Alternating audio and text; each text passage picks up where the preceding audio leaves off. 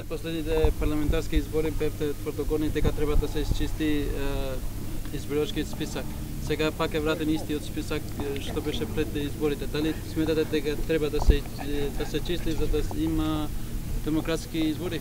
Секако знам дека и Државната изборна комисија и Министерството за внатрешни работи, користејќи ги искуството од претходните избори, пред се практичните искуства кои што на терен ги го видовме, се нивна алатка за продолжување на прочистувањето на избирачкиот список и таа тенденција Република Македонија треба да продолжи се додека не го воведеме новиот модел, се надевам, на e-voting или електронско гласање или преку фингерпринтот. До тогаш дефинитивно она што го видовме кое што се е слабост на самиот избирачки список со алоцирање лјадници на граѓани пред се оние кои што напуштиле државата, ги определивме под звездичка, но и оние кои што навистина беа дуплирани во самите избирачки списоци.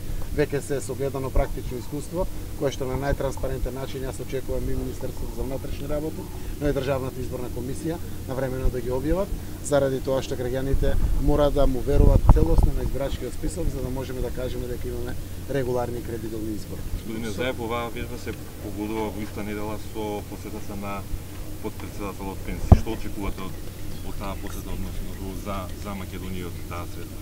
Мене ми е драго што се поклопија вака работите, да вежбовната активност се погоди токму пред посетата на вака висок представник подпредседателот на Соединетите Американски држави.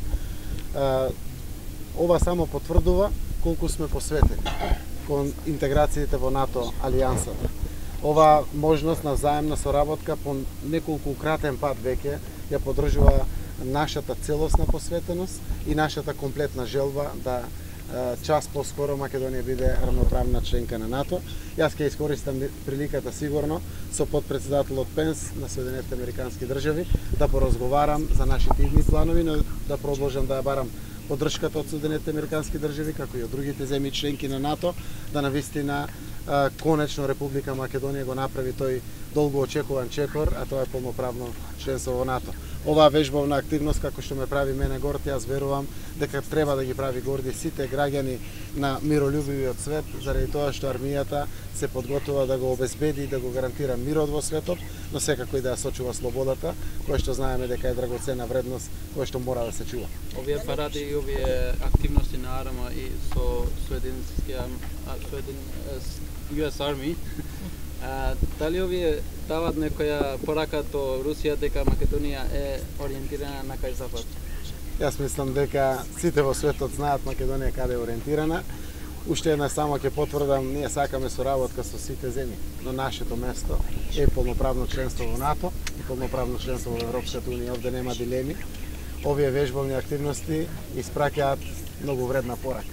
А тоа е порака на соработка во обезбедувањето на севкупниот мир во светот и слободата за сите граѓани на светот. Дали очекувате Зврлевски да биде разрешен пред локалните избори? Јас очекувам дури пред годишниот одмор на пратениците, заради тоа што во друг случај би било тоа банално.